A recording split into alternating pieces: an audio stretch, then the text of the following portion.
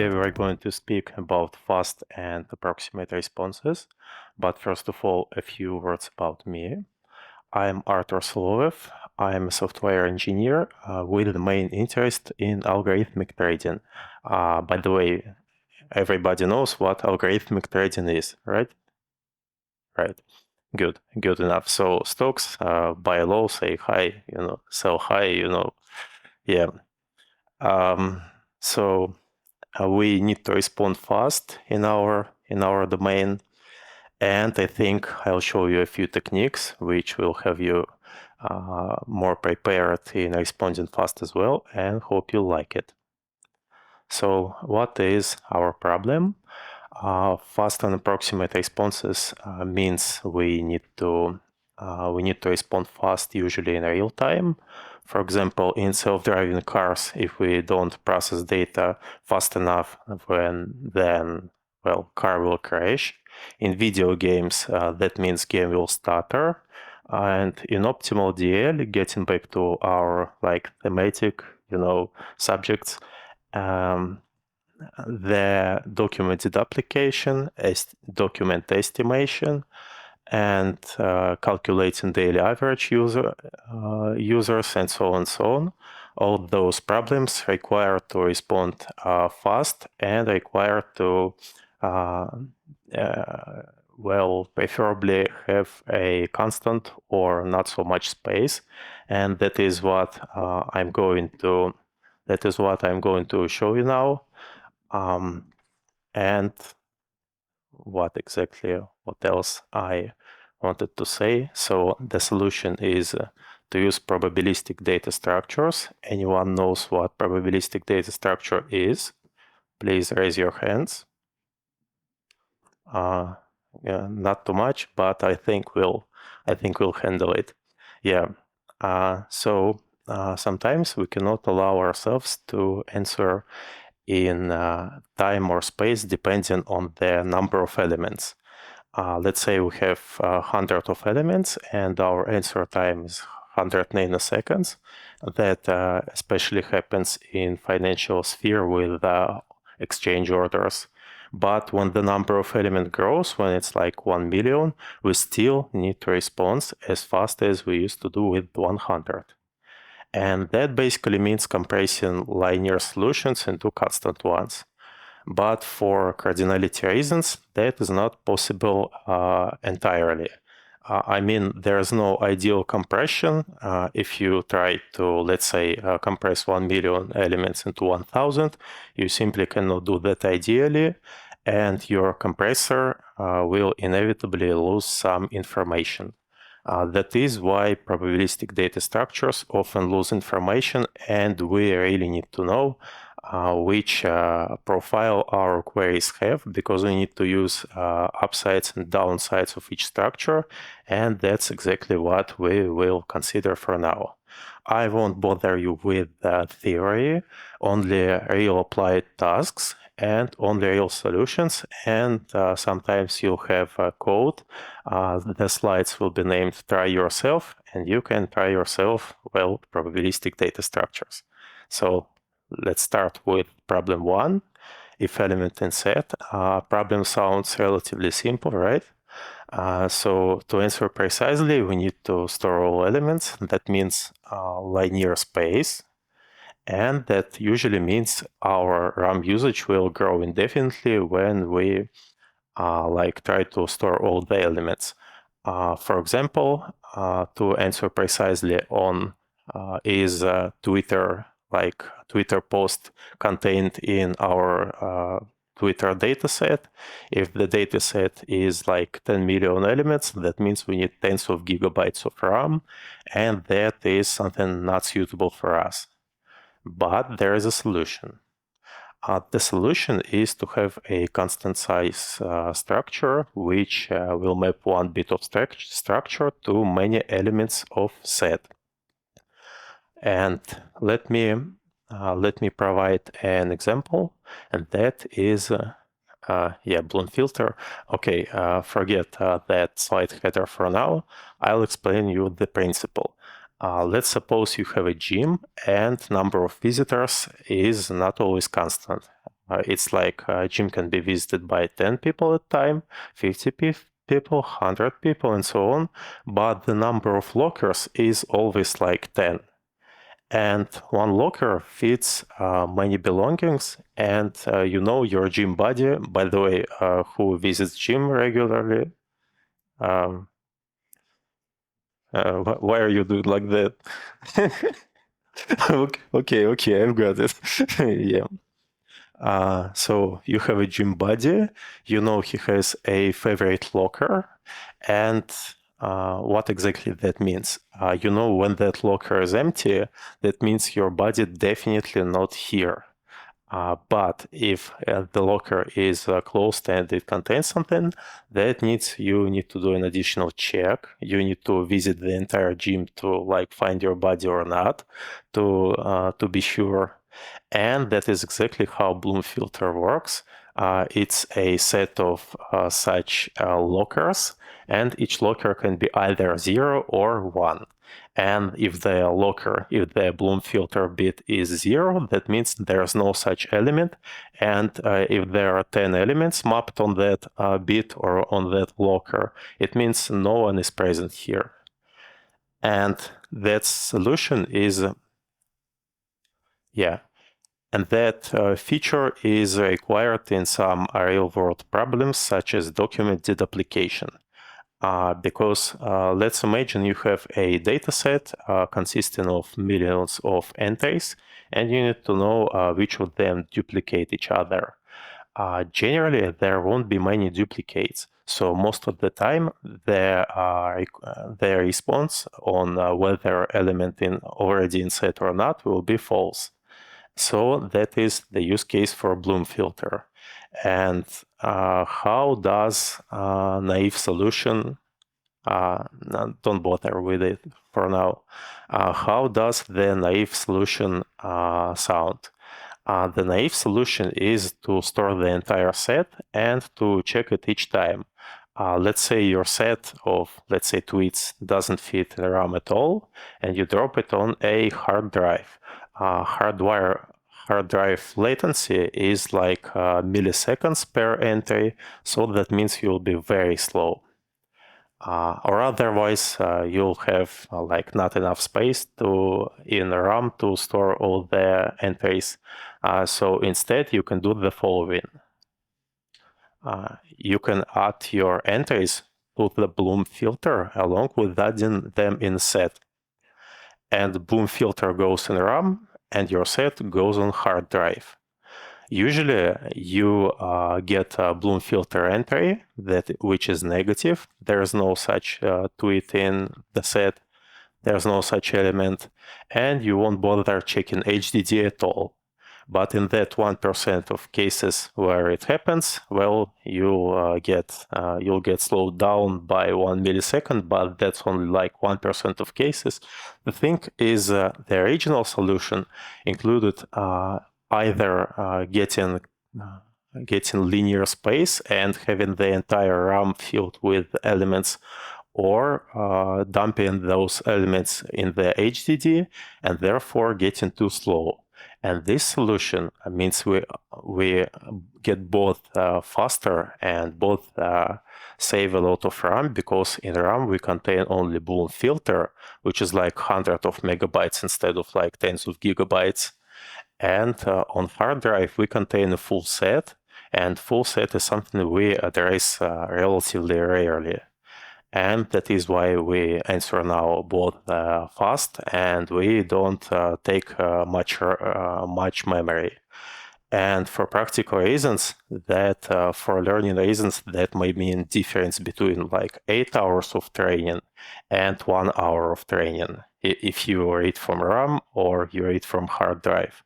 Or it can mean a successful train or an out of memory, if you place the entire set in memory against placing only Bloom filter in the RAM.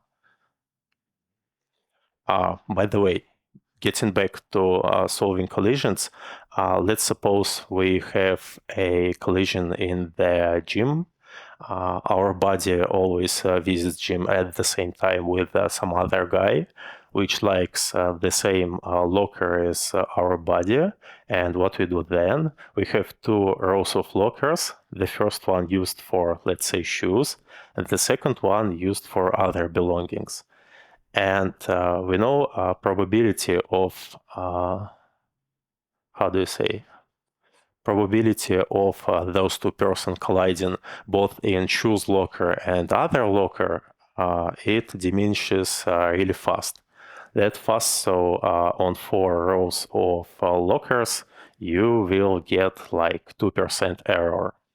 And that is what you generally do with when dealing with probability data structures. You simply add more structures. You simply add more hashes, more rows, be it called bits or registers, and that will be the general approach. So to summarize, Bloom filter is when you have mostly negative results.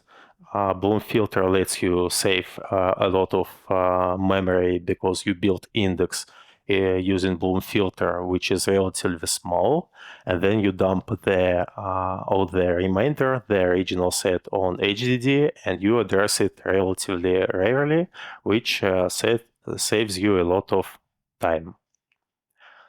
The second problem, which sounds relatively easy again. By the way, don't pay attention to number of orders. Sometimes the presentation can be quite deceiving. That is because it's from another speech. So if you don't understand something in presentation, just simply listen for me. I'll explain. And the most, we have a problem of maintaining set, and we have a problem of estimating cardinality. And maintaining set and giving a precise response on how many elements in set means we need to store all the elements. And yeah, I understand you already want to have a random beer and something, but let's sit for a few minutes, and we'll meet again. I hope so. Yeah. So the problem is to estimate set size, and we can solve it either in linear space or in constant space by estimating cardinality. What is the real-world application is counting daily average users, for example, because in analytics, stemming, processing, big data, usually you take into account like millions or even billions of users, and it's not like you can always afford to maintain the entire database of users.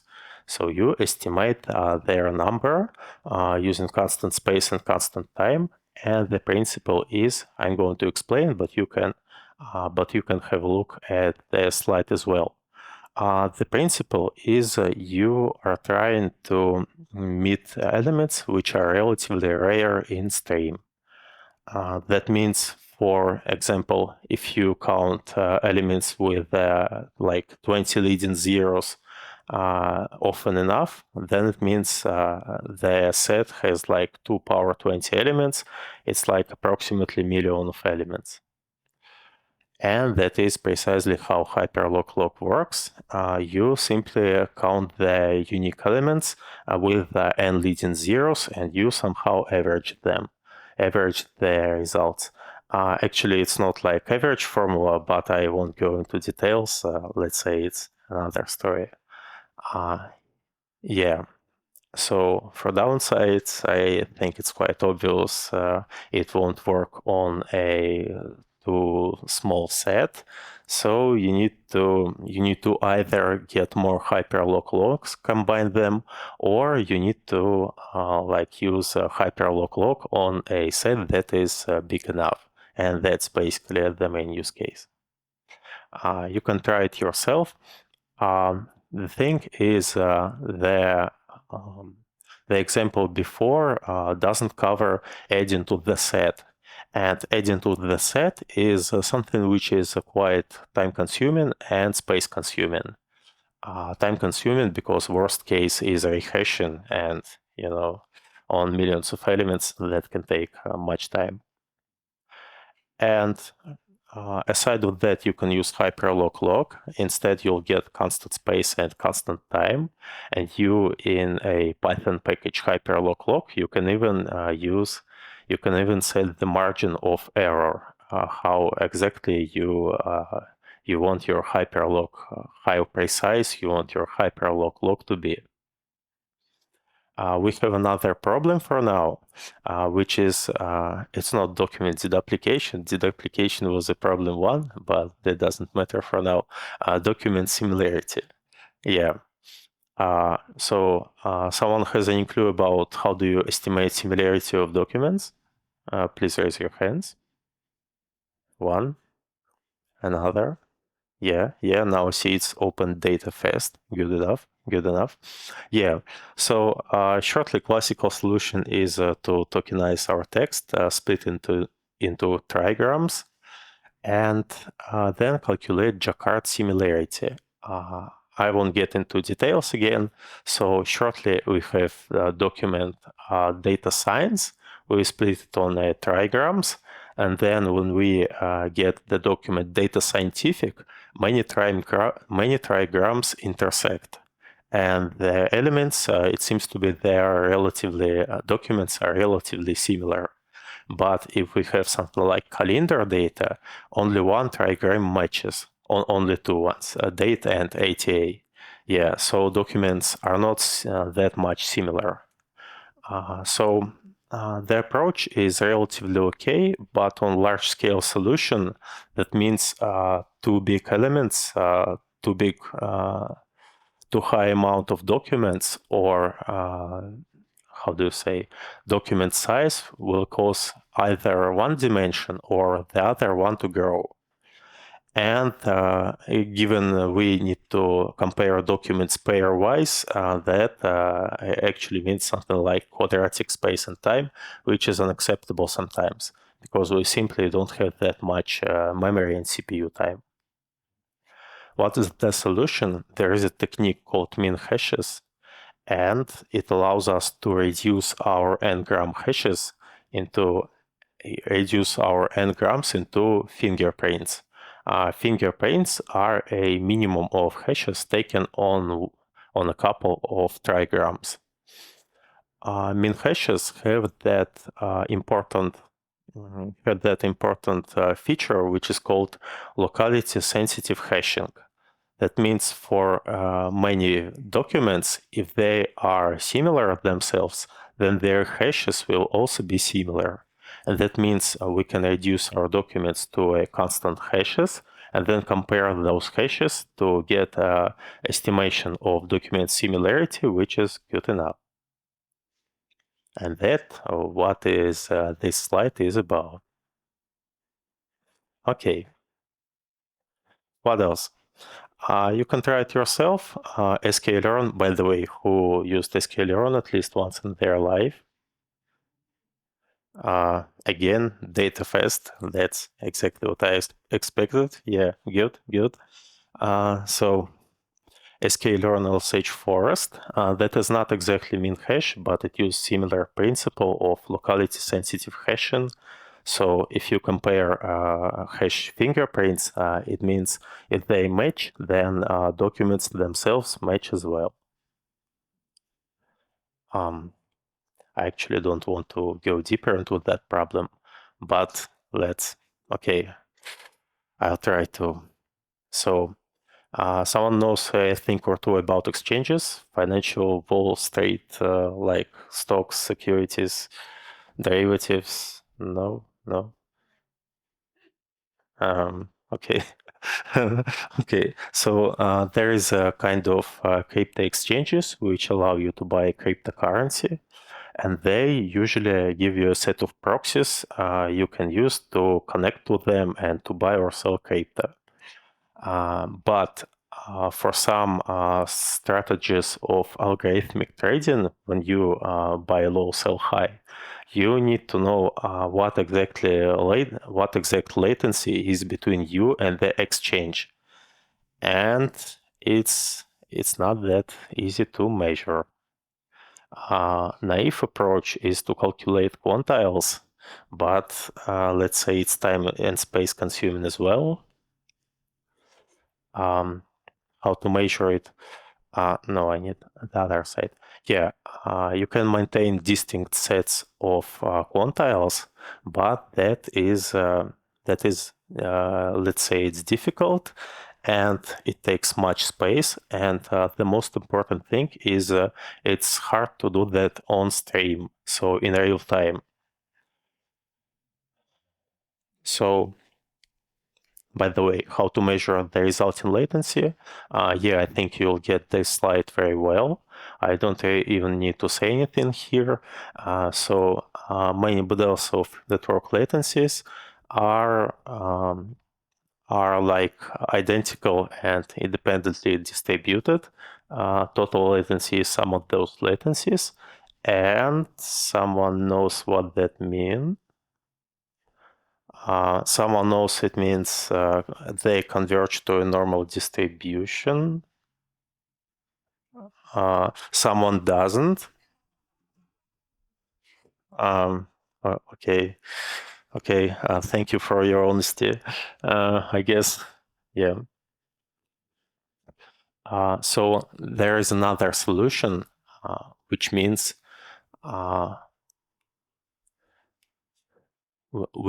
we approximate our quantiles by using fast quantile clusters. That means each new element not just gets added in some kind of sets, but instead shifts that fast quantile a little bit. We don't store all quantiles now, element by element, but instead store approximations. And now let's have a look on this chart. It means kinds of errors which affect our latencies. I'm sorry about P95. That's definitely not P95, but it's just for verbosity. So generally, we have a good case of latency between one machine and another when everything goes fine, and we have a couple of bad cases like routing errors, packet loss, and so on, and we need to prune them. And only then we need to find mean. And why mean equals median in normal distribution is, I think is something you know as well. If not, then I'll be quite surprised, but okay. Yeah. So you can try those rolling quantiles themselves yourself. You can find median like right now, or you can do a 95th quintile pruning first, and only then you can find median, because rolling quantiles support pipelines of quantile search. So about other real-world applications, I have said about a couple of real-world problems and solutions, and Redis Bloom and Apache Data Sketches more or less supports solving them all. Also, they both can estimate number of frequency of element in a set using count min sketch, but that's for another day.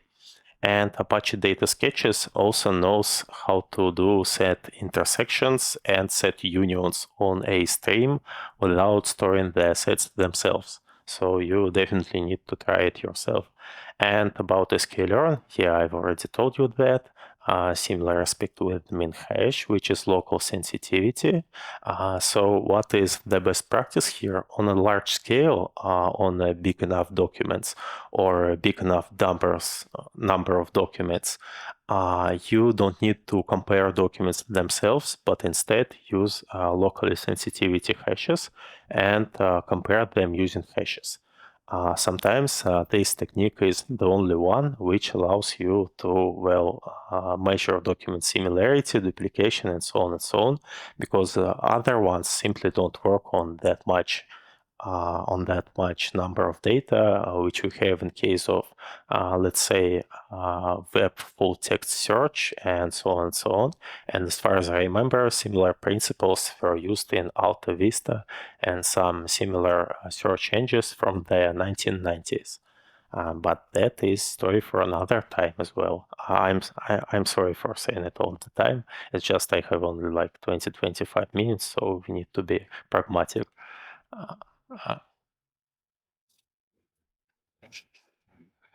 Ладно, окей. Yeah.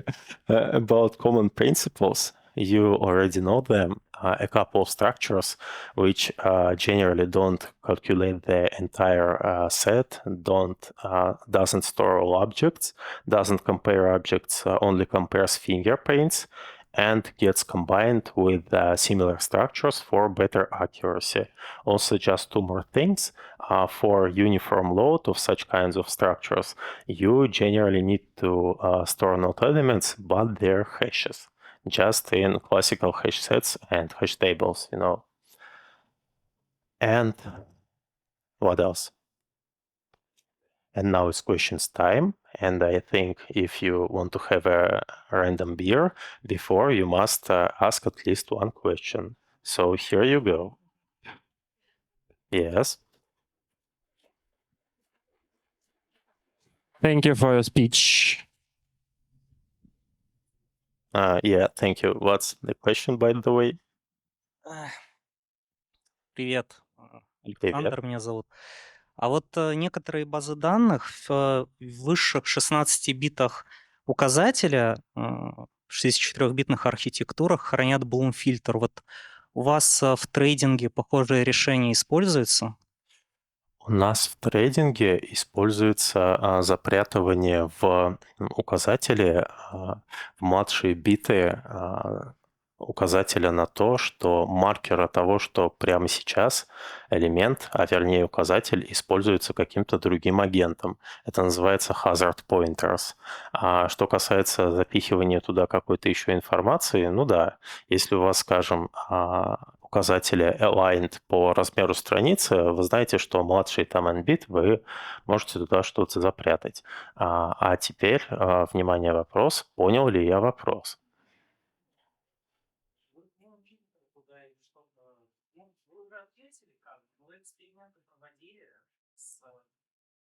Использованием вот этих probabilistic структур, как помогают они? Случалось, помогают, но в целом мы не запихиваем бум-фильтры в указатель вместе с каким-то, с какой-то датой, мы просто храним битсет, и это, ну, фильтр. Я просто подумал сначала, вы говорите про то, чтобы хранить информацию какую-то в указателе полезную, еще в старшие биты запихивать бум-фильтр. Нет, так мы не делаем. По соображениям сложности и психического здоровья людей, которые бы кодали это.